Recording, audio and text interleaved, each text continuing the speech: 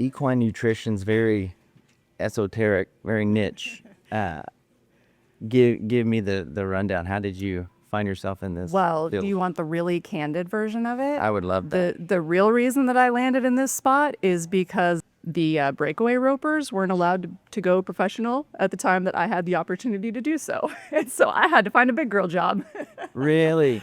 The Converse Cowboy journey has given me an opportunity to sit down with some amazing performers from all walks of life, where it is my job to tease out their habits and routines so that you can apply and test in your own life. I've learned, I've grown personally, I've been enlightened, and I've been humbled. Above all, I've realized there is no destination in this life, no goal achieved, or money made that can replace the feeling of flow and the pursuit of doing what you truly love to do. With a growth mindset, I'm constantly asking questions and pursuing knowledge. The Converse Cowboy is a platform that allows me to do just that. I'm excited and eager to share their stories with you all. I'm Mike Roberts, and this is the Converse Cowboy.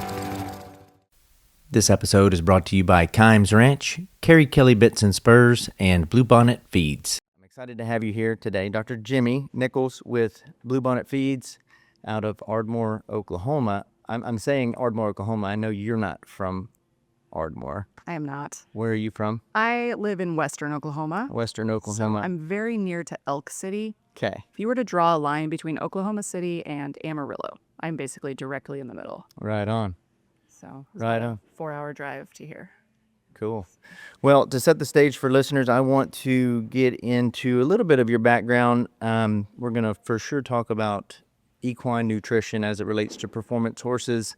And in doing this research, I realized how ignorant I am when it comes to equine nutrition and everything that goes into it. So I hit the panic button on the way here and I called some equine vet friends of mine. So I have some. So you brought the hard questions. I have some. Is that what you're saying? Yeah. You brought the hard questions. Well, I was like, give me something to make me sound half-ass intelligent. Like, I need something here. So I think we're going to have a lot of fun here. I know we're going to learn something. This should be educational and entertaining. If I were to Google the most common question as it relates to horse feed and horses, what would that question be? Honestly, it's probably going to be how much protein should I feed my horse? Or what % protein feed should I give my horse? That's probably, I mean, if someone doesn't even know what to ask about in equine nutrition and they go searching out, a feed to feed their horse, that's probably the one thing that they're looking for, even though they may not really understand why they're looking for it. I think that we got to that point just because the way that horse feeds are marketed so often is by it's a 12% protein feed or a 14% protein feed. And so I think it's kind of trained horse owners to look for that as they're trying to decide what, price point they're willing to pay or what performance level their horse is. But it really, as a nutritionist, it's the last thing I look at. That % protein is not that important at all because especially if you have a performance horse, or are taking decent care of your horse at all, if you have them on good horse quality hay, even if it's grass hay, it doesn't even have to be alfalfa. If it's just good quality hay, I mean, it's probably going to have enough protein in it to satisfy the protein needs of that horse. So, the other part of it is the grain portion of the diet or the feed portion of the diet is so small relative to the whole diet, right? So let's say a horse eats 22 pounds a day. That's like 2% of body weight for an 1,100-pound horse. Okay, so 22 pounds a day is our target of how much a horse should eat. Well, of that, 18 or 20 pounds of it is going to be forage. Yet people get really hung up on this, 4, 5, 6 pounds of grain that they're going to feed, thinking that little portion is going to make this huge difference on the protein %. And it doesn't move the needle that much. Mm-hmm. So that's probably one of the bigger misunderstandings. That's interesting. Yeah. We're going to circle back to that. I have some other questions around that. But let's go back. How did you get into what you're into now? I saw that your parents were into rodeo. You went to Montana State. Yes. So you've been in and around this Western industry for some time now. Yeah. Equine nutrition's very esoteric, very niche. Give me the rundown. How did you find yourself in this Well, field? do you want the really candid version of it? I would love that. The real reason that I landed in this spot is because the breakaway ropers weren't allowed to go professional at the time that I had the opportunity to do so. And so I had to find a big girl job. Really? I think I know if I'd had my way, I would have continued rodeoing. So back up, my parents my dad rode saddle broncs, roped, my mom ran barrels. I grew up in the rodeo world, had a ranch on the South Dakota-Nebraska border in the Sandhills, raised commercial cattle, beef production. We used horses on the daily for just life, right? Branding, moving cattle, doing all the things. And then in the evenings, we'd get to go to the arena and rope and work barrels and do the fun stuff, right? And then we'd go rodeo on the weekends. So that's just what I thought life was. And, rodeo was really my identity and what I identified myself as for a really large portion of my life, all the way through college. So I went to college on rodeo scholarships, and really where I went to college was completely determined on who would give me the best scholarship. I mean, I really was very one track focused, and it was rodeo. So did undergraduate in Oklahoma. My coach there re-recruited me when he got the job at Montana State. So that's what took me to Montana State. They have a really storied women's rodeo team there, rodeo program there, or just rodeo in general there. College finals was hosted in Bozeman for many, many years. And so it was a cool place to go to. And I was excited for the change in scenery and just see something new. I like to travel, and I like the mountains and things. And the cold didn't scare me based on where I grew up. So went there, had a great time. And, it kind of got to this point where, okay, I was going to finish my undergrad. I was like, well, what do you do? And my equine science teacher, so I was focused in the equine sciences. That's what my bachelor's was in. And he was also a veterinarian, and he was looking for a student to do a master's project for him. And the topic was within equine nutrition. And so he said, hey, I know you wouldn't mind staying around and helping coach the rodeo team, because my rodeo coach had asked me if I would do that, because I was out of eligibility at that point. He's like, so if you want to do that and you think about doing a master's program, I'd, love to have you do it. So I'm just kind of like, sure, why not? So it's going to allow me to stay involved with the rodeo for a couple more years. So that was really the gateway into why I even pursued my master's. And it really was through that I started to kind of find this love for equine nutrition and started connecting the dots on what we could really manipulate and control through the diet to affect our performance horses. So I was kind of able to marry this love that I had for the performance horse with now some real scientific evidence and research and knowledge and how you get to that, right? Mm-hmm. Because I think a lot of us, we feed horses based on what our parents tell us to feed or what, our grandparents did. And it's more around tradition than it is around actual science. And so it was at that moment where I realized there's actually a science to this. And so it doesn't have to be such a mystery or this person's winning, so you should feed what they're feeding, there's actual data and numbers. And that's where I got really excited about it. So long story short, I did my master's, finished my master's there at Montana State, ended up finding my future husband there as well. He was working on his master's in beef nutrition. So we ended up getting married, and he, lo and behold, is from Oklahoma. So he brought me back to Oklahoma after we were married, and I landed in Ardmore, Oklahoma, home of Bluebonnet Feeds. And I begged them to hire me, and they wouldn't. And so how old would you have been at that time? Let's see, I would have been 25 at that time, I believe. They didn't want to hire me. I was bummed. So I took kind of a short-term job in pharmaceutical reverse distribution. It's kind of random. What is that? So controlled substances.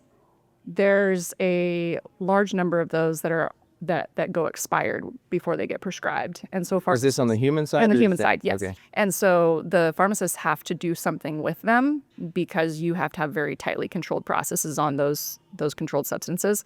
And so my company would actually go in and we would take those expired controlled substances and take possession back of them and then dispose of them properly for the state, for the DEA. So yeah, it was interesting. It was a good temporary time gap for me.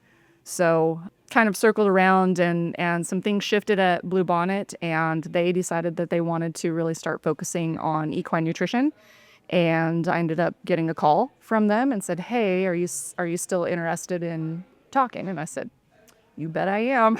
So went in and interviewed, and that was kind of the start of everything with Bluebonnet. I've been with Bluebonnet since 2011, so it's been 14 years. A long time. Yeah, it'll be 14 years. That's cool. Were you still doing some equine nutrition, or were you still studying like during the pharmaceutical thing? Yeah, so I actually was doing kind of some side work of my own. So I had just a very small client base of people that I was running rations and consulting for them on the side, because that's definitely, I knew that's the space I wanted to be in, and I knew that the other job was just kind of this temporary thing that was going to get us by financially, right, until I could find something that I really wanted to do. But I also knew that, coming straight out of school and just like hanging your own shingle out is hard, right? And so I really was looking for something to get involved with that was bigger than me, that could help me grow as a nutritionist and as a consultant.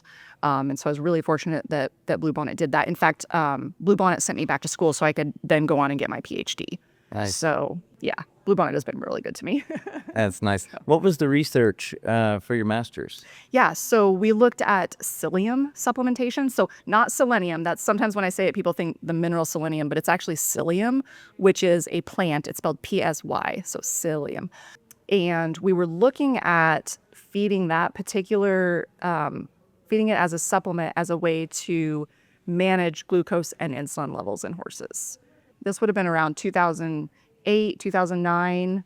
And this whole thought of insulin resistance and metabolic disease and horses kind of dealing with what would be the human version of type 2 diabetes was starting to get a little bit more momentum and curiosity in the research world. So we were trying to figure out a way whether we could take this like fibrous psyllium husk and feed it in the diet and kind of try to manipulate glucose absorption. Really was what we were hoping that we would find. And we did, actually. We found that feeding psyllium husk actually can be beneficial for horses that are a little bit challenged in terms of how insulin sensitive they are and how much sugar they absorb into their diet. So Oh, that's cool. it was super cool. Yeah. That is cool. You reminded me when you talked about growing up on a ranch and knowing you were going to be involved with it. I just did a project with Dr. Shem Oliver when I went into the OR, and his story was very similar. Yeah. He grew up on a ranch. He just thought, well, I'm just going to be a rancher. Yeah. And then one door opened after another, and now he found himself as an equine vet. Yeah. I think the one thing that I always told myself is I don't know what I'm going to do, but I know it's going to involve horses. And so I just kept trying to knock on doors and find those opportunities. And if they presented themselves, I followed it.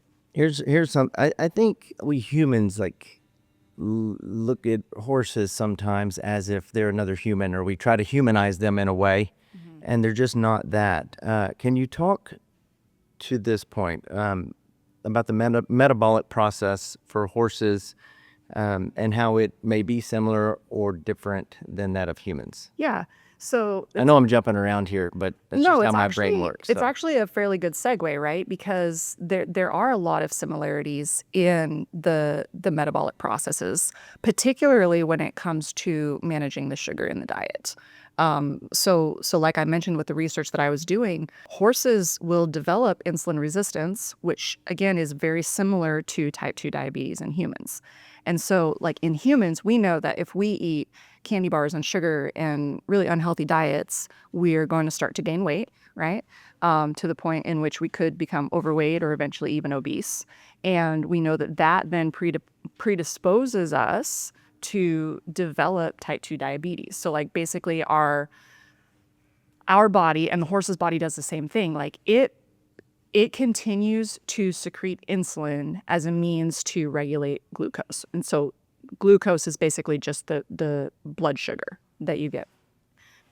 And if the body continues to secrete insulin, if the pancreas continues to secrete insulin over and over and over to keep those glucose levels in check, there comes a point where the body loses the sensitivity to that glucose and the ability to produce that insulin. So that happens in humans and in horses.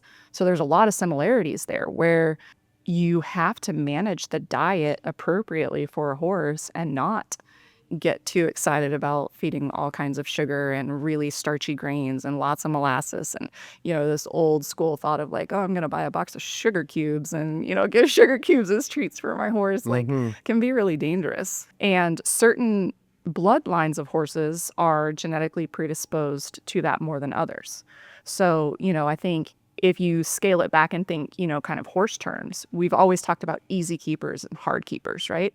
Well, it's these easy keepers are the horse. Many of those horses are going to be more predisposed to having these metabolic conditions. And so, same thing with humans, right? You have some humans can eat anything they want whenever they want and never gain weight. And then you have other people that just like smell, a meal and they gain weight, right? And so there's, some interesting similarities there between horses and humans in terms of metabolism and how all that works. Oh, that's fascinating. I can relate to the horse's lifestyle as a grazer because that's what I tend to do throughout the day. And I think my metabolism is starting to catch up to me, though, so I'm going to have to watch out. I'm going to quote a couple of things I saw here. And this, either you said this or it's the Bluebonnet ethos. Your horse deserves feeds and supplements built on facts, not fads. And you alluded to that a little bit earlier. Yeah. I am really big on making sure that we do things backed by science. The equine world, there are so many fads and so much tradition around how we feed horses. And we've gone a really long time not relying on the science of it because we are not a production animal. The horse is not production livestock, right? Like you're not feeding a horse in order to get to the ends of egg production or meat production or milk production, right? And so it's much more like feeding a member of the family or feeding a pet, right? It's more around the feel good of the owner than it is the actual science of how is this nutrition working for my dollar. And so I think that's what's gotten us into this place in the horse world of feeding based off of fads or what the winningest person is doing or what my grandpa told me to do or whatever the case is, because nobody's really gone back and looked at the science. Double-edged sword, right? Like would love to look at the science, but you also have to have the funding to do the science to look at. And because horses are not a production livestock animal, there's not as much funding and grant money to do the research on horses. So we really, that's honestly why there's not a lot of actual quote unquote equine nutritionists in the country, is because there has not been that specific education path through college, because there's not a quote unquote career for it, right? And so if you think about the people who have been formulating horse feeds, most of them are classically trained in ruminant nutrition or swine nutrition or some kind of production livestock. They didn't take this path of specifically doing the research in horses. But that's a lot newer concept for people to actually be doing master's and PhD programs where they're truly looking at the equine, the science in the horse itself.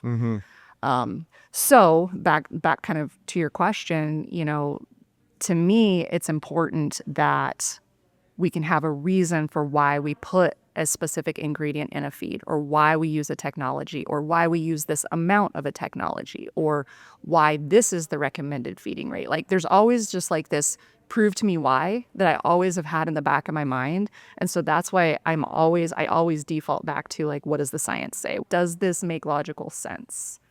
And if it hasn't been done in horses, has it at least been done in a monogastric? So poultry or swine are two places, or humans. Those are like the three places that I'll go look in the research world if it's not been specifically done in horses, to see if we can extrapolate and kind of draw some conclusions that would make logical sense. I'm going to read another quote, and it's somewhat of a segue to everything you just said. Horses are individual, one size fits none. And so when I look at y'all's website, I look at Bluebonnet's website, and the website's very well done, but the feeds are very sophisticated. There's data that backs everything up, and it's everything from weanlings, yearlings, broodmares, performance horses. How do you go about as the lead nutritionist over there? Are you like, I would love to see like your schedule and like how you outline your day and like create these new feeds. Like how long did that take to create and then implement? And serve the industry? Yeah. So I would say it's been an evolving process. So it was really in 2010, 2011 was where Bluebonnet kind of made this conscious decision to start to really focus on equine. And so really for the last 15 years, we've been evolving and trying to get better and trying to create the best possible feeds that we can. And that definitely doesn't happen overnight, right? Because you need a little bit of real-time feedback, right? So I can put stuff down on paper, and what I think looks like a good diet, mathematically and based on the research, well, I might give that to the mill and say, okay, run this feed, and they can't run it, right? Like, so there's this art that goes into it along with the science of it. So you have to get the science, you have to get, read the research, right? Stay up to date with the research. That's the other thing. Like, so the formulas that we had in 2010, 2011, let's say in the Intensify line, that was when we rolled some of those initial formulas out. Those have evolved into better feeds at the point that we are now because the research has continued to come in. We've continued to learn more. We have gotten access to other technologies and ingredients that we didn't have access to in those early years, that we've now been able to improve the formula. So it's kind of this like constant evolving state of, if there is a way to make it better, we're willing to look at it and vet it out. And what that means on the backside for me is, maintaining membership with like the Equine Science Society and the scientific communities so that I can keep reading and stay up to date on the latest research that is coming out. Then if there's something that looks viable to us, being willing to try it, right? Run some test formulas, get it out into some test barns, get it into the hands of some people, just kind of get that real world feedback of what we're dealing with. And then ultimately move that into kind of a soft launch and then decide whether or not that should be a formal stay product for the line. So that's kind of how it all goes. The the Intensify line is our premier line, and that's really where I go with, the best of the best of, like I'm trying to make the best possible feed I can for a performance horse or a broodmare or growing horse, like that's going to be in the Intensify line. And then, we have additional lines that are adjusted based on the needs of those horses or those owners or, the needs of different segments because, yeah, not all horses are the same. Not every horse needs all of the things. Right.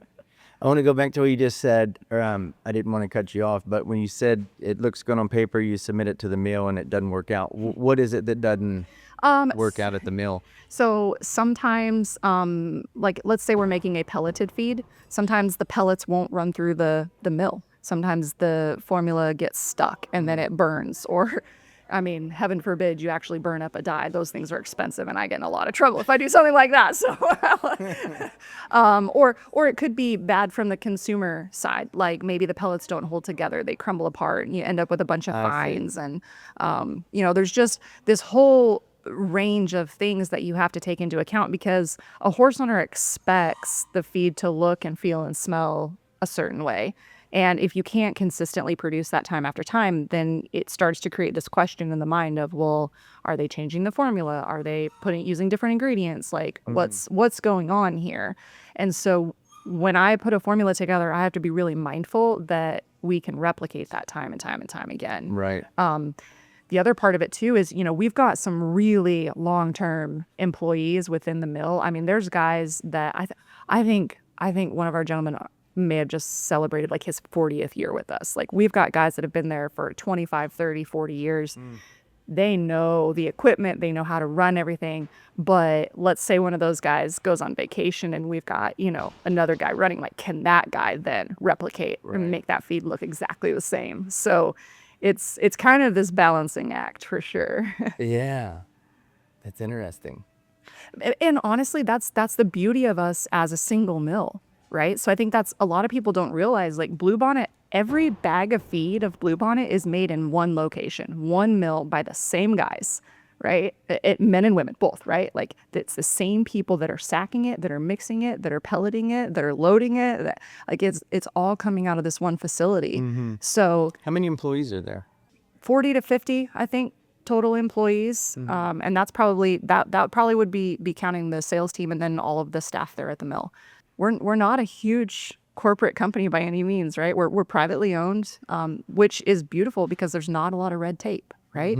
We get to be small. We are small, so we get to be nimble, right? We get to act. If we feel like there's something that would make our feed better or be better for the horse, like we can just go do it. We don't have to go through, hours and hours and days and weeks and months of meetings and corporate ladder climbing and all the things. Like, we just go do it. It's really nice. Yeah, I bet. And we have got really good ownership that allows us the flexibility to make mistakes, right? Like, I mean, I've made plenty of mistakes, right? And I don't get my head cut off, or I barely even get my wrist slapped, right? It's kind of like, ooh, Dr. Jyme, that wasn't such a good move. Maybe we should not do that again. And I'm like, you are right. Like, we will not do that next time. Oh, that's funny. I was going to hold off on these questions, but I think we'll get into it because it may lead to something more interesting. But so like I said before, I reached out to he's a friend of mine and also equine vet around Weatherford. I'm going to not say his name in case you hate him after this, but him or her, could be a her. Oh, so you're saying this is where the hard questions come? Okay, so his question, and he was like, I genuinely want to know these, like complete feed versus supplements. Are supplements needed? Is there a necessity for supplements, and then how do you prove it? Where's the proof? I love this question. Okay, I'm really excited to answer this now. So let's start by differentiating types of supplements, okay? There are foundational nutrition supplements, which would be providing things that are required in the horse's diet by the NRC. So that would be, protein, amino acids, fat. And NRC? Yeah, is NRC, National Research Council. Okay. So that is kind of the horse nutritionist Bible. They are the ones that lay out, this is how many calories a horse needs, this is how much protein, this is how much of each vitamin and mineral, and it's our foundation that we use for formulating diets. Got it. Okay, so foundational nutrition supplements. They are providing vitamins, minerals, protein, fat, calories, like actual nutritional things that we know the NRC has lined out. If you are feeding a forage-only diet and no feed, then yes, you need a foundational nutrition supplement to balance that forage, because no forage, I have yet to meet a hay analysis that has enough trace minerals for a horse, particularly copper. Copper and zinc are probably the two that are most often deficient in hay, and even fresh pasture. And definitely so for anytime you get into performance horses, brood mares, growing horses, anything other than just a plain maintenance horse. Those trace minerals are never enough in hay or forage. So that would be a place where you would maybe add a nutritional supplement. Now let's say that someone is feeding a fortified feed, okay, that has the protein, the calories, the vitamins, the minerals, and it covers all of those bases. Then do you need a supplement? Well, absolutely no, if it's a foundational nutrition supplement, okay? But there's a whole other category of supplements called functional nutrition, okay? And so functional nutrition is where I get super excited, because these are things that are not necessarily satisfying the nutritional requirements. These are things that are having biological effects within the body. You're just using the mouth and the digestive system as a mode to deliver them, okay? So plasma, for example, there is an oral form of plasma. Bluebonnet has the exclusive rights to the only equine safe oral plasma. We have a product called Lifeline that is a supplement that delivers oral plasma into the body. We know through the research, and when I say research, I'm talking over 600 published peer-reviewed scientific studies proving the benefits and the mode of action and what plasma can do within the body. Not all of those are not in horses, of course, but they span across all of the species, right? So horses, cattle, poultry, swine, dogs, cats, aquaculture, humans. I mean, this particular form of plasma is highly researched. So when he asks, how do you know that it works? Again, it's back to, what does the science tell us? Like, what does the research say? And if you can prove it through the research, then okay, we've got a viable option here. So plasma is a really good example of a biologically active ingredient that we put into a supplement form that we can put on top of a fortified feed or a foundational nutrition supplement to then complement the forage. So And plasma does what? So plasma in and of itself, it enters the body and it communicates through what is called the common mucosal immune system. Okay, so that was probably the first thing. Like when people are like, okay, you should feed plasma because it helps with lung health and joint health, and it helps with prevent leaky gut and the intestinal barrier, and it's like this long list of things. And I'm like, how can one thing really do all of that? I was super skeptical the first time that it was introduced to me, and then I started reading the research, and I really dug into the mode of action research. So I'm like, okay, tell me how it can do this. Like, how can one thing do this? Sounds like a unicorn. And it was through that mode of action research that I realized that, okay, it's using the gastric mucosa as the entry point. And once it's in the mucosal system, it can communicate through the lymphoid tissues, basically. So it can go to the gut, it can go to the lungs, it can go to the reproductive tract. It can basically go to any soft tissue or mucosal tissue within the body. And so it can move to where it's needed. And what it's doing really at the cellular level, like at the very base of what it's doing, is it's helping the immune system and it's reducing inflammation at the cellular level. And if you think about really any disease process or any kind of negative thing that happens inside the body, inflammation is almost always the root of it, or a very large part of an accompanying part of what's going on. And so plasma is really effective at helping modulate that inflammatory response. And so because it can do that at that cellular level in all of those areas, you can get some really, really amazing results. Follow up to that is what test would you run to prove that? Yeah, so it all depends on what specifically that you're looking at. So for instance, let's take plasma. Let's say we want to determine whether or not it is truly helping horses that have leaky gut. Okay. What leaky gut means is that the single layer of cells along the digestive tract have begun to separate. They are normally held together by these things called tight junctions. And in a healthy horse, those tight junctions allow things and nutrients and things into the body when they should, and then they pull together and they keep toxins, pathogens, bad things out. They keep it in the digestive tract so it can be excreted. Well, in the case of leaky gut, which can happen when a horse is stressed, all kinds of negative things that horses do. I mean, even simple stuff like trailer stress, training stress, heat stress, all of the typical stressors of a horse can actually cause leaky gut. And so those cells start to separate. So we lose the integrity of the intestinal lining. So if we want to decide whether or not plasma is helping pull those tight junctions together and keep them strong, what we would want to do is we would want to go look at how the intestinal lining reacts when it's exposed to plasma. In equine, we don't want to kill our horses, right? So we don't have the luxury of going and feeding plasma and then killing the horses to look at their intestinal tract, right? Mm-hmm. So you use models instead. So we would use swine models or poultry models, like another monogastric. And so you would feed those animals the plasma, and then you would harvest the animals, then you would look at the intestinal lining to see, you'd have a placebo group and then you'd have the treatment group, and you would see whether or not the plasma had an effect. Again, lots and lots and lots of studies just like that have done that, and we see amazing, like statistically significant benefits from feeding plasma. Then there are other ways, like let's say there's another ingredient you'd want to look.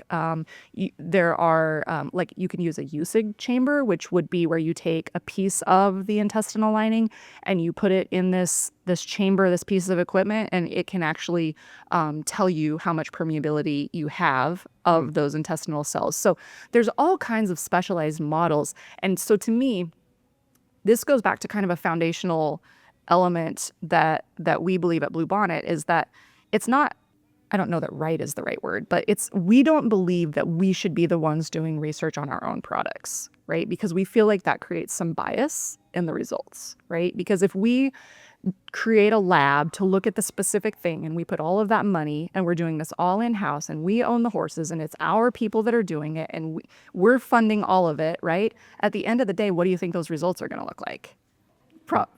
What every pharmaceutical company results look like. Exactly. Tested against a placebo. Yes. So our stance is, number one, there is no one lab that can have the equipment and the staff and the knowledge to test all of the things that we would want to know. So our stance is, let's use the world of labs out there and go to the places that have the specialized equipment and the expertise to look at the things that we want to look at for the particular situation. And so we're really big on using third-party research. We don't fund the research on our ingredients. We let the research happen and we see what the results are, and then we decide whether or not that is an ingredient that we want to then put in our product. Those studies that are being done, are they blind? Yeah, so there's blinded studies, there's, placebo-controlled studies, so Really? most of them are done at universities, right? And any good university is going to conduct good, rigorous scientific research. So That's cool. now, there are certainly studies out there, and this is where it gets really tough and frustrating for me, is there is research out there that wasn't conducted with good scientific rigor that does get published, that then gets used to sell XYZ, products. And the average person doesn't understand how to read research in a way to know whether or not that trial was designed properly. Right. And in all honesty, I've had a lot of candid conversations with veterinarians. They say the same thing. They say, okay, well, this, pharmaceutical rep can come slap down this paper and tell me, here's the white paper, and they can point out, here's the abstract, read the abstract. But to really read the full thing and decide whether or not that study was conducted with like full scientific rigor, like they kind of struggle, or they just don't have the time to do it, right? And that's probably the reality of most of it. It's just like it's a lot of work to read the 20 pages of boring materials and methods and all the things, And I mean, I kind of like doing that stuff, but the average person doesn't. So there's a lot of products out there, unfortunately, that get touted as being backed by science and research, but they can be just a little bit probably not as high a standard of the research as what I like to see. But then there are other situations where, so and this is where it's hard, because sometimes you have to have some kind of basic like pilot type studies out there, right? To like conceptually like, okay, I've got this theory, could this work? So maybe you work with a veterinarian to do some clinical trials. I'm like, okay, it kind of looks like we might have something there. Okay, so then let's go do a small pilot study. Okay, looks like we're onto something. And so you might do some of that stuff before you go in and like really fund a big, true, study. But it's just unfortunate that some of those clinical trials and some of those pilot studies, sometimes you see the results you want and then they just stop right there. And it's like, okay, but maybe that wasn't real, It looked good enough to go ahead and market, so let's just do that. That happens a lot. That kind of ties in with this quote too that I think this was you. Again, it could be you or Bluebonnet, or it could be Bluebonnet's from you. I don't know. It says we're not here to match the industry standard. We're here to raise it. Yeah. So there are a lot of things that have been done in the equine nutrition world that are the same now as they were in the 80s. And man, we know a lot more now than we did in the 80s. And I think that it's our responsibility to continue to push the envelope and push the edge of what's possible for horses. Our genetics are getting better. Our resources are getting better. The ability to get our hands on technologies that have these biological effects within the body, they are just more accessible to us now. We have the ability to do the research to know whether or not something works or doesn't. And so I think that it's, I hate to see so much of that get ignored because it would be a lot of work for someone to figure out. And I think that's what happens. I think that sometimes people get into a position and they just do the same thing day in and day out, and they don't go that extra step or that extra mile to challenge themselves or to challenge what has been or the status quo. And that's not who we want to be, right? We want to always be listening to the horse owners, listening to our consultants in the field, hearing that feedback. I think, I see it a lot from colleagues in my industry, other nutritionists, in across the country, where it's almost like it's more fun to just make fun of the crazy things that horse owners say than it is to actually hear what they're saying. And so we as a company try really hard not to turn those things into jokes and laughable things, but like really hear what they're saying. Yeah, it might sound funny and it might sound really off the wall and absurd, but like what's the meaning behind that? Or like what got them to that point, right? And if you take the effort to do that, it's amazing the things that you can uncover. And then if you're willing to put in the work to go actually make it happen and turn it into something that can be put into a feed, turn it into something that can actually be given to the market, that someone can actually go purchase somewhere, like none of that is easy. And product development is not easy. Introducing new products isn't easy. Trying to educate isn't easy, right? I think that a lot of horse owners, we all have ideas of what's right and wrong, and sometimes we can be pretty persistent. Even though we're completely wrong, we still want to believe we're right. And that, those kind of conversations aren't fun and they're not easy. And I just think that a lot of times nutritionists take the easier road, right? Because those conversations are hard, and it is a difficult thing to try to educate people out of an idea that they have, that they really, really, really, really believe in, even if the science says otherwise. Right. Since the early 80s, Bluebonnet has built a reputation for safe, reliable feeds. Today, they've evolved into a company that puts the horse at the center of everything they do. Every formula for every species is backed by science, guided by in-house PhD nutritionists, and supported by a world-class team. With the horse-first philosophy, Bluebonnet helps make advanced nutrition effortless. What is the one thing as it relates to performance horse nutrition that makes you shake your head? And what should people know? Like, what's the truth? So, like, what is, I'll ask that another way. Like, I have this title, like, Debunking Myths, because I feel like there's a lot of different myths and what people say out there. What would be like the most common mistake you see people making within their feed program? Yeah. I would say not understanding the interactions and the ratios between minerals and vitamins.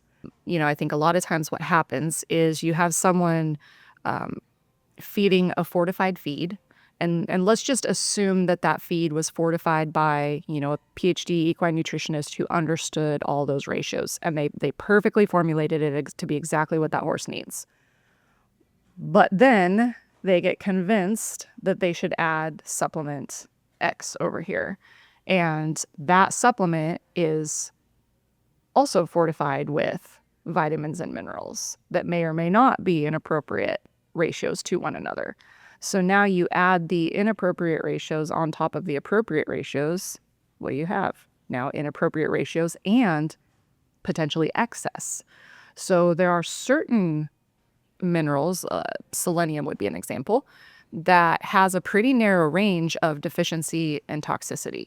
And so if you have a feed that's already formulated with a pretty good level of selenium in it, and then you take a supplement that has selenium in it as well, and you add that on top, and because more is always better, you double that rate, okay, you can get into a situation where you can actually push a horse into selenium toxicity without realizing it. So I think just kind of like this misunderstanding of what supplements can be put on top of feeds, and that goes back to kind of where we were just a bit ago about a horse owner needs to understand the difference between a nutritional supplement and a functional supplement. And so again, if we're talking nutritional supplements, those things should already be formulated in your feed, right? So if you're feeding a fully formulated, like fortified feed, You don't need a nutritional supplement in addition. Now, you might need a functional supplement if there's something specific, like let's say you're trying to influence immune health, or you maybe want a joint supplement, or you want to really amp up the amino acid profile in the diet, or maybe you're trying to manipulate some things for the intestinal barrier or the microbiota, or hind gut health, or maybe you need a gastric buffer. Like those are all functional things, right? And those are completely safe, quote unquote. I'm going to say quote unquote safe, right, without seeing what exactly someone is feeding. But like as a general recommendation, at least that's how we formulate at Bluebonnet. We have a handful of nutritional supplements that people can use if they want a forage-only diet, right? They don't want to feed a grain. Okay, here's the very concentrated vitamins, minerals, amino acids. Make sure your horse gets those with their forage. Then if you have someone that has these specific needs, okay, here are functional supplements that don't have the nutritional components, meaning the vitamins, minerals, et cetera, because we don't want there to be those negative interactions or causing those ratios to be out of balance, because we've already formulated the feeds to be what they need to be. And so these functional supplements should come in and tailor themselves to what you want to do with that particular horse. That's a lot. Yeah, it's a lot. But I mean, I guess that's the other part of it too, is like, I think sometimes people oversimplify what nutrition is, right? I think some people are like, oh, I know how to feed horses. You go scoop a grain morning and night, keep hay in front of them, good to go. But there is a lot to it that people don't understand. But that also goes to show like how much potential there is in a horse when you really do, as an owner, take the time and effort to fine tune the total program. Like when a trainer or an owner works with us to like really dial it in from the nutrition standpoint, like we start to see some really cool things out of these horses. I mean, longevity wise, performance wise, just their visual appearance, like coat color will literally change in some of these horses. I mean, like sorrel horses dappling out. I mean, just crazy stuff, right? The owners are like, we thought our horses looked good before. Like we honestly did not think there was room for improvement. And after being on Bluebonnet, like they're blown away. Like these horses just change. Like a lot of times you don't even think they're the same animal. Like we get accused of that on social media a lot. We're like, oh, that's not even the same horse. That's a good compliment. I promise you it is the same horse. Like our team has to be really particular about like making sure that the photo shows all the like distinguishable characteristics of the horse so that we can prove like it is funny. The same horse. So the NCHA Futurity is going on now. It started earlier this week, and I don't know how many 800 something entries in the open. For folks that don't know what the Futurity is, it's 3-year-olds that show up that have never shown before. What advice, and this is a broad question, but from a nutritional standpoint for those 3-year-olds at a show, like what is the most important? I have 2 parts to this question. I'll save this second, but like what's the most important thing while they're at that show? Yep. Their gut and their brain, right? So you take young horses like that and you put them in an environment like that, that's high stress, right? It doesn't matter how many places you've taken them and tried to expose them and do pre-works and all the things. Like you can't recreate that experience, right? And so a lot of times these 3-year-olds will start to get diarrhea, loose stool. They might go off feed. They might quit drinking. Some of them, when I talk about the brain, some of them will get like anxiety and flighty. Others will go the other direction. Like they'll get almost depressed and lethargic. And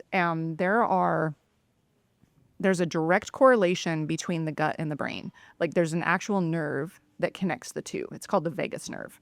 And so signals, hormones, and neurotransmitters from the gut feed to the brain and vice versa. And so sometimes it starts as digestive upset. So let me put it this way. If I ask you to stand up in front of a bunch of people and give an impromptu speech, right?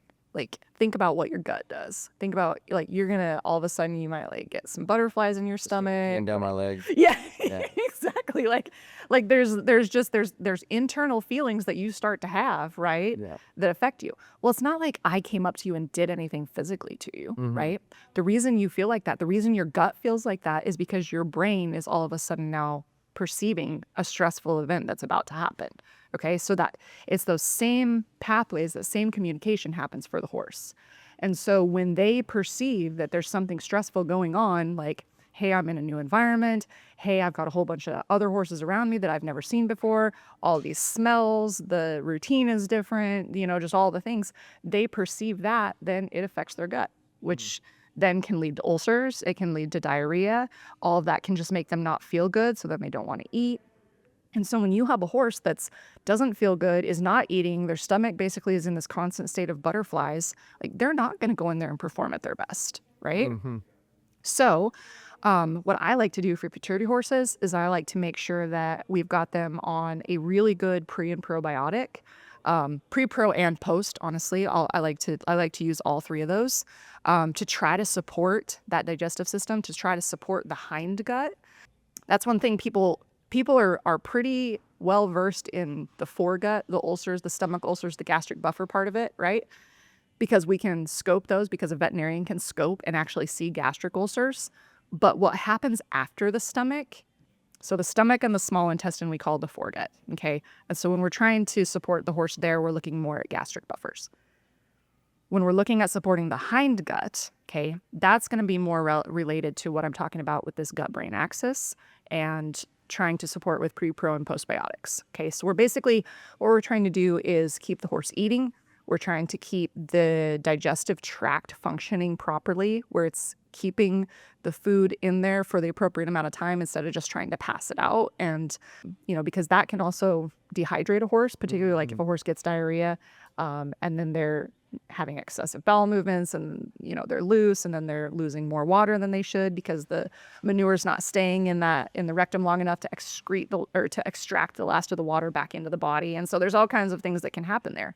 The other thing I like to do is make sure that we do have a gastric buffer on board. And that's why we have a gastric buffer built into like the Intensify Omega Force and into the growth and development and some of these feeds that are going to these high performance type horses, so that they have that gastric buffer support on board already. But then we also make that into a supplement so you can scale it up during those times of stress.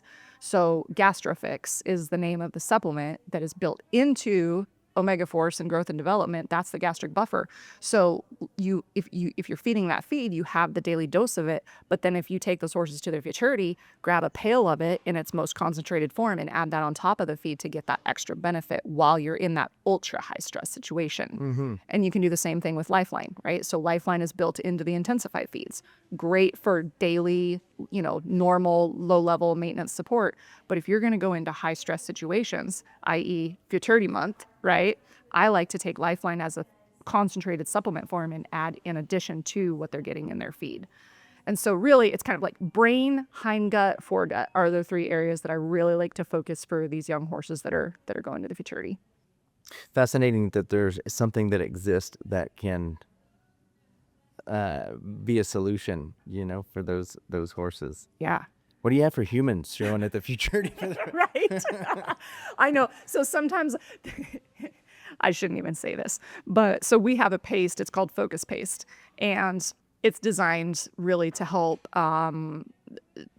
manipulate's a terrible word, support the neurotransmitters in the brain, right? Because like I was talking with the vagus nerve, that there's signals that get from the brain to the gut and the gut back up to the brain. So the microbial support things can help with those signals going from the gut to the brain, but then sometimes we need the other path. And so Focus Paste is what we have for that.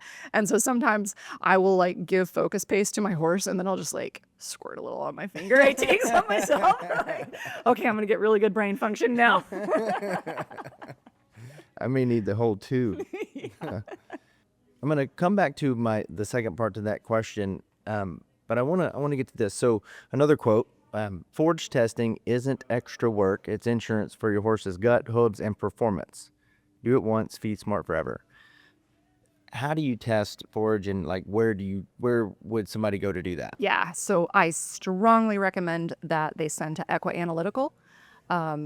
Dairy One is the parent company, but it's equa-analytical.com. The reason that I exclusively recommend them is because they report in horse numbers. So when you send a sample to a lab, right, they are doing like lab measurements. So whether it's wet chemistry or NIR, the calibrations that you use and the banks that you have and all of that matter. What is NIR? Near infrared. So it's where basically you take a light and you shine it through the sample, and then based on this bank of feeds that you have, your database of feeds, the mathematical equations based on the light can get you to the right estimates of, protein and certain minerals and such that are in that sample. So it's a little cheaper means of getting a reading on a sample versus doing like a full wet chemistry. So they're both options. Lots of times, I mean, NIR for a hay sample, that's usually the route I go. It's like $30. You can get a good feel for what that forage is. So back to the reason that I want people to use Equa Analytical is because then when Equa Analytical reports those results back, they use the calculations that are based off of horses. So if you were to send a sample to for dairy, right, or for beef, they're going to report on different things. Like they're going to report on, like lactation and like what kind of quality the forage is going to be for a cow lactating at this stage, right? It's like that doesn't matter for a horse, right? What we need is, okay, how much digestible energy does this provide to a horse? What's the DE based on horse values, not the TDN for a beef cow? Or, there's differences there in the calculation. So that's why I like Equa Analytical. And really, once you have that information, you then know where your gaps are.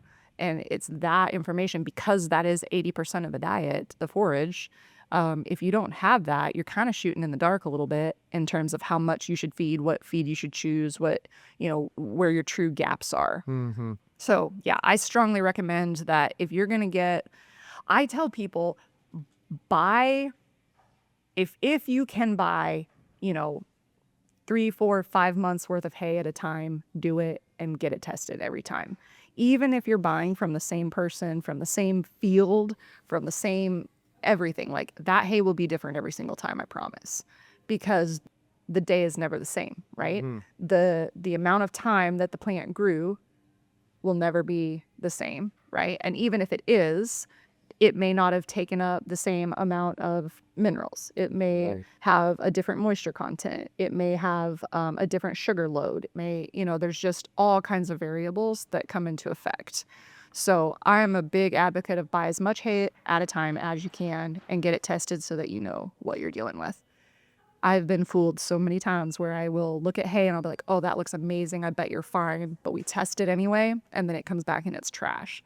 Really? Or other times where I'm like, that hay is horrible. I wouldn't even feed it to my goats. And then you get the results back and it's like, that actually tested really good. Oh, that's interesting. So yeah, you can't, I'm going to try it out. Yeah. Okay, I'm going to circle back to the second part to my other question.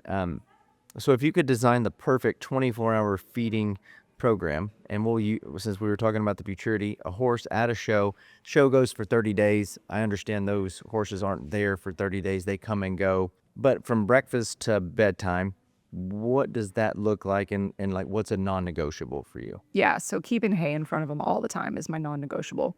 Grass hay or alfalfa? So it's going to depend on the horse, right? If I have a hard keeping horse, one that stays a little light anyway, and I just need that horse to eat and I need him to maintain body condition, I'm going to have alfalfa in front of him all the time. If I have like the literal barn vacuum that will eat everything, and just like blimps up, that guy's probably going to be on grass hay, right? Mm-hmm. Just because he doesn't need all of the extra calories and all the extra nutrition. But keeping a horse eating, keeping their saliva production going is the best natural buffer that we have to prevent those gastric ulcers from starting.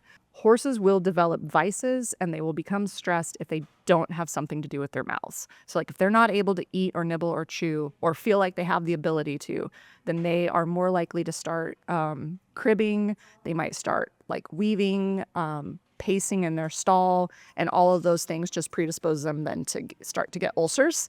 And then it's just downhill from there, like expense-wise, performance-wise, all the things. So my non-negotiable is forage in front of them all the time. And then I try to keep their daily program as close to normal as possible. So I'm a big feed twice a day kind of person. I like smaller meals multiple times, because if you can keep the meal smaller, the horse absorbs more nutrition out of that. So the larger that the meal gets, the faster it gets pushed through the digestive system, meaning the less ability the horse has to actually absorb the nutrition from it. And is there like a point of diminishing return, like anything over a certain amount is just going to get excreted anyway? Yeah. When you're thinking in terms of like feed volume, 4 pounds is kind of my sweet spot. Like I wouldn't feed more than 4 pounds at a time, but I will go to 5 pounds if I need to on certain horses. The other part of it too, though, is like how aggressive is that horse about eating? Because some horses will literally just plow through that 4 pounds or 5 pounds. I mean, just bam. And so I'm going to be a lot more mindful about those horses versus there are other horses who literally are just like, I'll just nibble at it and pick at it and I'll be done with it when I'm done with it. Like, don't you worry about me. So those horses, I'm less concerned about giving them more, because I know that they're going to like regulate themselves well enough to not just flood their stomach with 5 pounds of feed in 30 seconds, you know?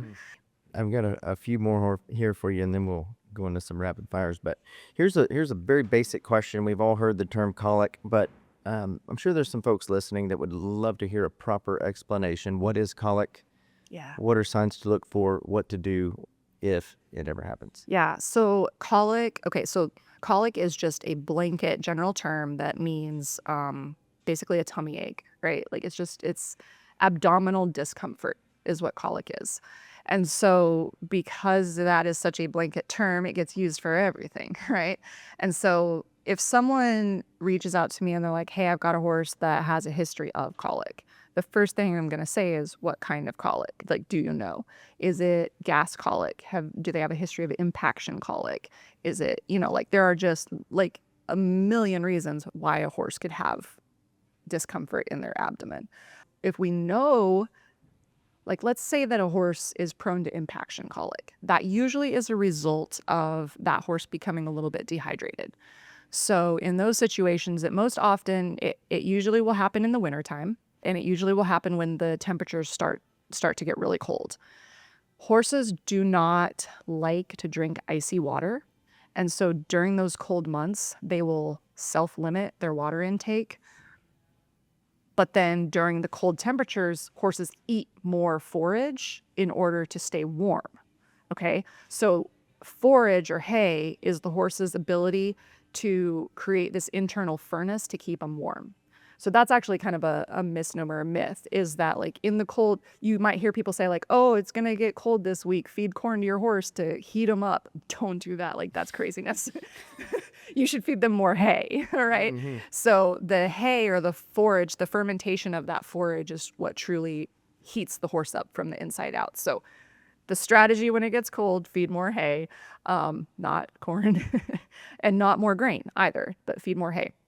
And so as it gets cold, the horses eat more hay. Hay is high in dry matter content. So they're eating more dry matter, drinking less water.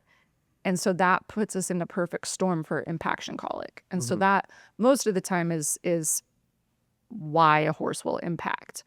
In that situation, if I have a horse that has a history of doing that, I will have the owner add salt to the feed and a metabolic pH balancer. The supplement that we have either a paste or a powder. It's called Hydrate and Recover.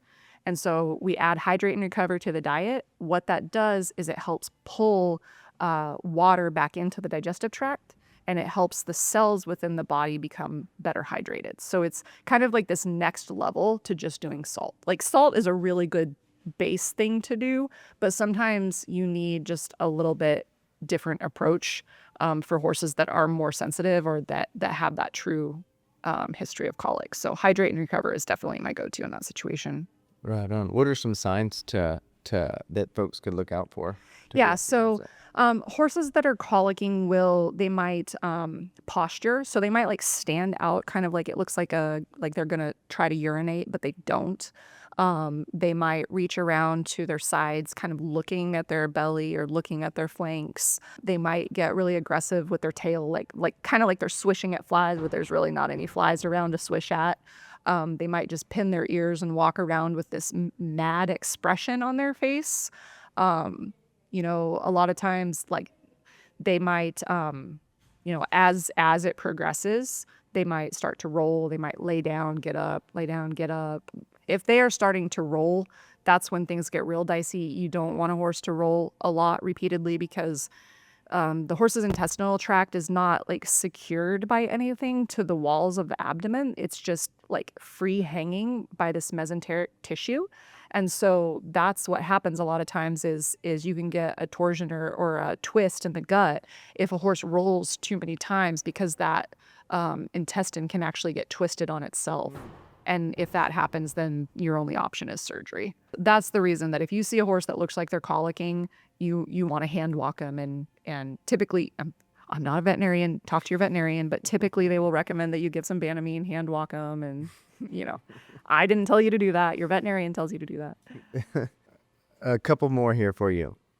This is more about you and what it is that you do. So what would you say your favorite thing is about what you do? Ooh, that's kind of a hard question. So I am kind of interesting.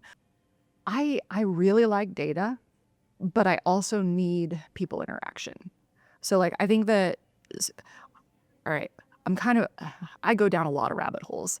One rabbit hole of learning that I've gone down is this idea of like personality style and how you like to work and what inspires you. And so, there are people that are generally either introverted or extroverted. And then there are people that are either thinkers or more intuitive or more feelers, if you will. So most people kind of live in similar areas. So like they might be like a data person that, is introverted, right? And so that's the kind of person that's like, I just want to stay in my home office in a dark room and like computer code the whole time. And then wear black turtlenecks and yeah, exactly. go to coffee shops. Yeah.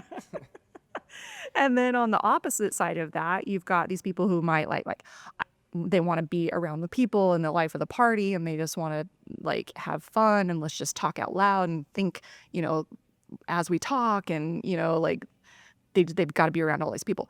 Okay, so I'm actually half of each of those. And so I love to get into the data and the research and be in my own office and like not see human life. And I can live like that, but I can only live like that for a little while. And then I have to go see the people. And so then when I'm out with the people, then I'm like, this is awesome. But then I'm like, oh my gosh, this is too much. This is too much. I need to go back to my hole. And so I kind of have this like balance of both worlds in what I do, that I get the opportunity to go out and travel with our consultants. And so I get to be on site at farms. I get to be at vet clinics. I get to do presentations and seminars, and I get to go see the people. But then I also get to dive into the research and read the papers and crunch the numbers and, get all deep in my spreadsheets and all that kind of stuff. How long did it take you to realize that that's your balance? Like, did you ever think like, oh, something's wrong with me because I don't, Yeah. So it was with Bluebonnet. We're really big about understanding people's personalities and their work styles. And so we use a company called Insights, and everybody that works for us, we all have a profile. like a personality test? Yeah, it's like a personality test, and we get trained on it, and we use it. It's common language, right, within our company. And that's how we even, like, if we're working with a horse owner, one of the things that we'll do is like, okay, this person is, leads with yellow energy or whatever, like that way our team is immediately like, okay, these are the things that matter to that person, and this is how that person's going to want to be communicated with. And so we put a lot of intentionality behind understanding people and how they like to operate. And so it was through that process really where it became aware to me that I was so different. I think there's only like 6% of the population that is that opposite that I am. So I'm like, oh, okay, I am weird, and it's okay, I think. Or at least it is. It is. It is I what it can is. relate to it. I feel like I would be both. Yeah. That's good though, because no matter what you do as a human, like the human mind is a part of all of it. So to understand it, I nerd out on that stuff and read books and just to try to get some level of understanding of how this Yeah. machine is working. Yeah. And how others work too, you know? What books are you reading on it? Oh, so again, I'm back to like research, right? And so the main researcher behind like those personality types. So like there's Myers-Briggs, there's Insights, there's There's the Gallup test. yes, the Stryker Gower uses. yes. I've taken just about all of them with different pharmaceutical companies Yeah. I worked with. Yeah, yep. Yeah. Stryker won't hire you if you don't pass the Gallup, like pass according to what their terms are. But They don't hire you. They've got a box that you need to fit in. Yeah. Yeah. Yeah. We don't have people take the test until after they're hired. That's just kind of like one, quote unquote moral checkpoint that we have, right? Like we don't want people to think that we're only hired. Like we want people to be their real authentic selves on that test, right? Like we don't want them to lie their way through it. Right. And so we don't even let them take it until after they've been hired. But then what we do is we use that as information for how we help that person work their best, right? So like if we have someone who is really good at data and numbers and they like details, like give them the jobs that allow them to do the details, Right, yeah. right? And let them support the people that hate the details. Like don't make the person that loves to go network and be with people sit there and do spreadsheets all day. Like Right. try to partner people up and use your teammates in a way that like everybody can benefit from the strengths of others. Yeah, I would feel like that's a great retention asset, like just to have that knowledge. Yeah. You're going to put the people in the right lane and Yes. And it's been really cool because like there have been people that we've hired into certain positions that now are in totally different positions on the opposite side of the wheel because what they were originally hired for, like they thought they wanted that, but then once they started doing it, they're like, this Yeah. isn't a very good fit. But then we had other positions that we were able to shift them into and now they are just blossoming, like excelling because they're able to use their strengths. So that's great. Now I'm going to flip the question. What's the least favorite thing about what you do? I don't know if I should say this or not. Honestly, it's probably the people on social media. People have very unrealistic expectations of what they should be able to ask or demand of me or of our team. Honestly, I had to take a step back from my own social media. So Feed Room Chemist. So it's been several months since I've released an episode. And I honestly have not been on that social media channel over 6 months. And it was just because of how I was experiencing the people interaction. Really? Like just haters on there? I wouldn't even call it haters. It's people with really almost unrealistic or black and white expectations of what something should be.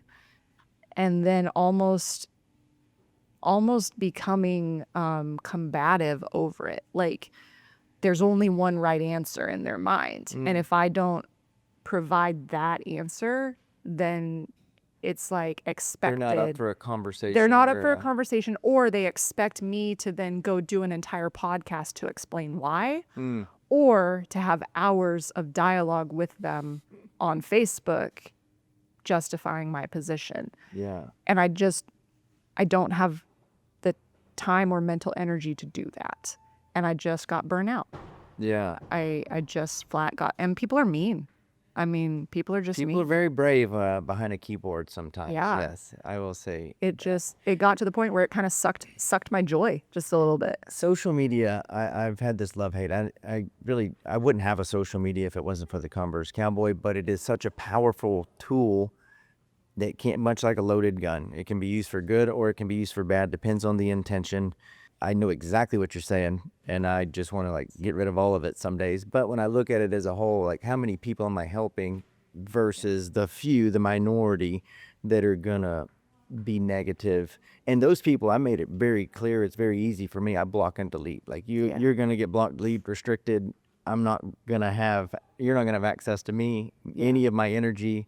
Yeah. I try to be very strategic as to where my energy and attention goes, and that gets none of it. Yeah. Yeah, because it that's doesn't smart. matter. It doesn't matter what you say to those people. It sounds like they're going to continue to have an issue. They're going to be negative. Yeah. There is no answer that's going to satisfy. Exactly. Well, and the other part of it is, in my podcasts, I try to relate to the everyday horse owner, right? These podcasts aren't designed for a scientific researcher, right? Like I'm not talking to researchers. But what happens is I get a lot of researchers that do listen to my podcast. Is that who's like commenting on there? And so, yeah, Researchers, really? so oftentimes they will try to drag down these rabbit holes of, well, you didn't talk about this, you missed this, you explained this just slightly wrong. You should tell them to start their own podcast. Exactly. That's what I always say. We're like, oh, well, you didn't do this. I'm like, oh, well, when you start yours, you do it and let me know. Yeah. Yeah, screw that. And it's just like, man, I'm doing the best I can with the, Yeah, it's hard enough to do all of this, to keep it going. I forget, there's a statistic, I've mentioned it on the show before, like 80% of the podcasts from 2018 no longer exist. Yeah. So it's not easy to do It's the a thing, lot of work. Yeah. Well, and it's so the funny. reality, like nobody's paying me to do that podcast, right? like a farmer, I just got to the point. I'm like, why? Like, Yeah, you start cares? questioning. Yeah. like I'm just not even gonna talk to these people. I'm not gonna open social media, and I'm not gonna release any podcasts. Yeah. There, see that? I threw my sucker in the dirt. I'll go pick it up and I'll clean it off and I'll get back to it. But Yeah. I had to take a break for a little bit. Yeah, I would encourage you to think about the people you are helping, though, and because there are people that probably crave that and look forward to it in a positive light. But I wouldn't have guessed researchers. I would have guessed you were talking about like backyard Becky. Yeah, no, Complaining it and- most of the time is the highly educated person that's criticizing my not so highly scientific explanations. I'm like, that's the point of the podcast, is to explain it so that everybody can understand it. Yeah. I'm not here talking to other researchers. Like I'm here talking to a horse owner. Mhm. So And I think you have to do that because if you try to create something that everybody likes, you end up creating something nobody loves. yeah, it's a really So- good point. Yeah, it's impossible to please every single person Yeah. and their wants and needs. But I had some questions about the podcast. I was just wondering what made you want to start it? I have always had a desire. So because I came from the horse world and like this place where I didn't fully understand the science, but then I got to understand the science and I got to go through the research and I realized that you could put numbers behind things and you could put reason behind what you were doing. I then had this desire, like there's nobody that's really taking the research and filtering it back to the average horse owner. Like a lot of research just stays among the researchers, right? And there's just not this back channel. And so I wanted to be that back channel. Like I wanted to be the person that can understand the research well enough to then turn it into words that anybody at any place in their life can understand and actually apply then to their own horses for the betterment of their horses. So that was the reason that I started the podcast. The second reason is because, so I started it in 2020, which would have been COVID era. And I wasn't able to travel. Nobody wanted to do seminars or there were no speaking events to be had, right? Like I couldn't go educate people on this stuff in person. And so I was kind of, I'd been stuck in my cave long enough without people interaction. I needed to figure out how to make this happen. So I was like, you know what, like I'll just turn this into a podcast and I'll just talk into the microphone and send it out and see what happens. And it got really good response from people and people got super excited about it. So what was meant to really last only through that COVID era just continued on. Yeah. How would you pick your topics? It would be things that I would run into personally. I would be like, oh, yeah, that would be a really, like I would experience something myself and I'd be like, you know what? People need to know about that. And so that's where it started. And then as my episodes started getting out there, then I started getting a lot of listener questions. And so then it was really just, I would build an episode around a listener. Oh, that's cool, like a Q&A. Did you find it hard in the beginning to sit and talk to a microphone? Yeah, extremely hard. I've done it. I've done a few, like, what would you call it? Like a monologue, and it is Yeah, hard. But I think once you get going, I think the hardest part is just sitting down to do it for me. And then once you get going, it Yeah. just kind of flows. Well, and I think the other thing that happened to me is as those evolved, sometimes the questions got pretty technical. And that was also about the time when I would have more science-minded people calling me out on, well, you need to give the exact, right? Like you need the black and white exact, blah, blah, blah. And so then I got to this point where I almost needed to do this like really intense prep prior to my episodes to make sure that the words that I used were exactly what the research said, were exactly this and exactly that. And like, it's not like I could just sit there and just like have a conversation with myself for fun. It became kind of weighty for me because I'm like, man, I have to be so perfect and deliver so correctly that it kind of took away the fun in it. And so then it got to where I was having to put so much prep time prior to an episode that then I got to dreading creating the episodes. And so it kind of created this bad circle. I need to just like mentally figure out a way to get out of it and get back to it. So Okay, let's roll into some rapid fire questions. Okay. So I will ask them in a rapid way, but you feel free to answer them as quickly or as slow as you want. Sounds terrifying. What is your favorite Western movie?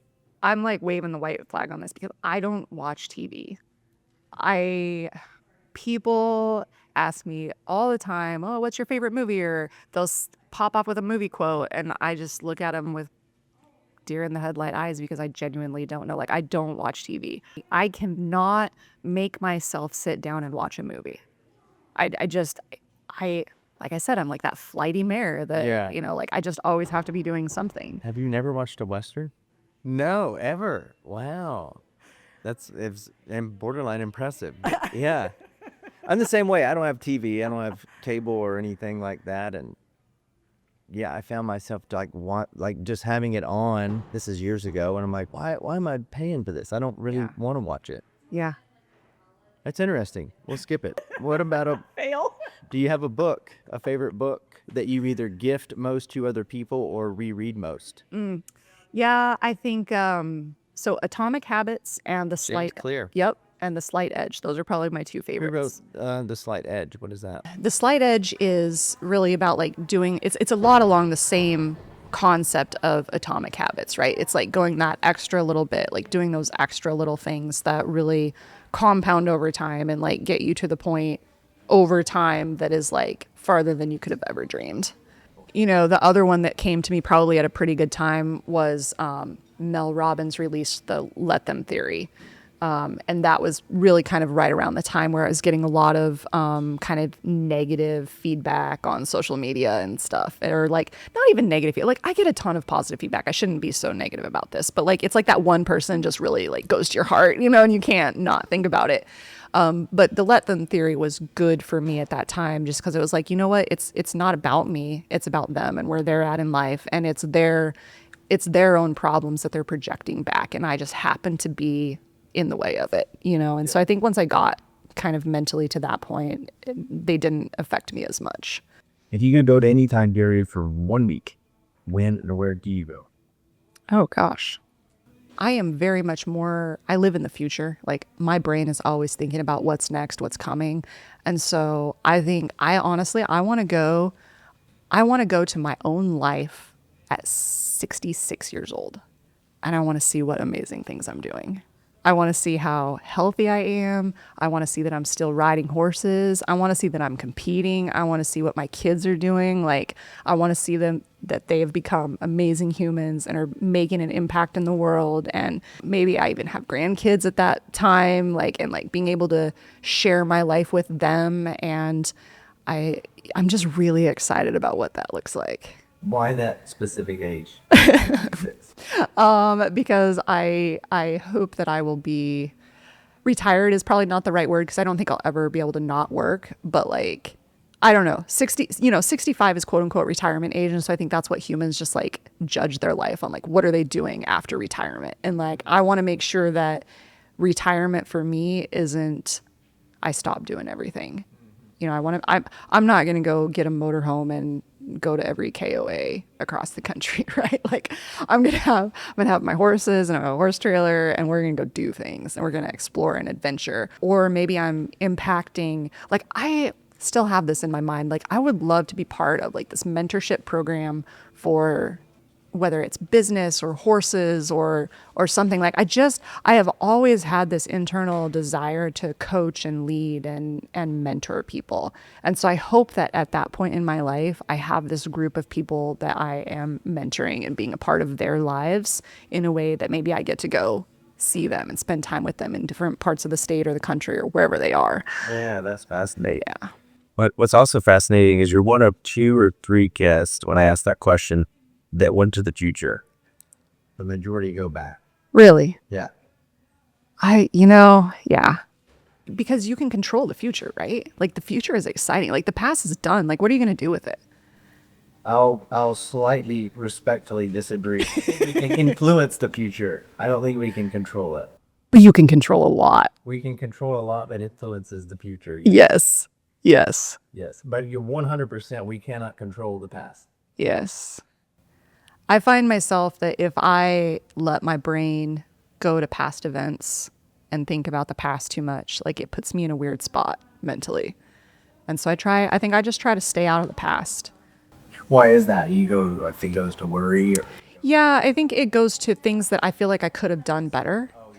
And because I'm one of those kind of people that's always trying to improve and always trying to do better. And so if I think about the past, I never think about like, oh, that went great. I think about, oh, I should have said this, or I should have done that, or I should have approached this differently. Or if I'd have done this, then, that wouldn't have happened, or whatever the case. Yeah. Yeah, unfortunately, I know exactly what you're talking about. This curse of ambition, Yeah. So, Well, good luck. favorite cartoon as a kid? That is a good question. I don't know. This is a lifelong thing. Like you just never watched. Yeah, I just don't like it. The TV was on. My brother would watch I just remember cartoons kind of being on. Yeah. What about YouTube now? Like you watch YouTube? Oh, no. But what I do watch is Masterclass. Okay. Okay, so one of our colleagues, Brock Arnold, just introduced me to this. His wife, which she's a veterinary surgeon, and Big names on there. On the master class. they do, yeah. And so Brock is like, yeah, Jesse's been loving the master class. I'm like, what's that? So I take like one look at it, and I'm like, sign me up. Here's my money. Here's my credit card. Here's all my time, right? So it has been amazing. I love master class. So far. Oh man. So they just released one on using AI in the workplace. That was really cool. They did one on parenting that I really got into. There was one, and I'm going to forget his name, but it's the author that wrote like the Blind Side and Moneyball and some of those, but he talked about how he goes about being a writer and how he tells people stories. And I got totally sucked into that one. That one was so good. Oh, I bet. Yeah. But no, there are just, Watch the movies. I should. I'm playing. Moneyball is a good movie. That's what my husband says. Yeah. He says it's good. Yeah. What's next for Bluebonnet? Cool things that are happening for Bluebonnet. I mentioned we are a single mill. We're in Ardmore, Oklahoma. Historically speaking, we've been very regional. If you weren't in this kind of bubble of Texas, Oklahoma, Arizona, it's been pretty difficult to get Bluebonnet. But we've got some relationships now. Chewy distributes many of our products, the feeds and the supplements, so you can literally get Bluebonnet anywhere in the country, delivered to your doorstep. We have just entered into a relationship. Tractor Supply came to us and said, hey, our customers are telling us that they want Bluebonnet. And so they asked us if we would be willing to offer our products through their stores, through their buy online, pick up in store program. So that's something that just rolled out. The ability for people to get their hands on Bluebonnet now is, if you want to feed Bluebonnet, it doesn't matter where you live, you can do it now. And 2 years ago, I couldn't have said that. So I'm really excited about where Bluebonnet's going and just the sheer number of horses that we're going to be able to touch. Yeah. That's the thing. One last question for you. If you could put a message on a billboard, metaphorically speaking, to get it out to millions of people, what would your message say? Oh my gosh. See, this is the part of me where I need to like go sit and think and like meditate and research on this is not a rapid fire question. This is mean. Oh my goodness. It's very simple. Do good. Right? So, and this comes back and I wish I could remember what book I read this in or where I read it, but the author had talked about, so many people will tell their kids be good, right? But his challenge was tell them to do good, right? Because being good means that you are acting in a way that others expect you to act. And so you're always trying to just like be the expectation, and that puts a ceiling on you.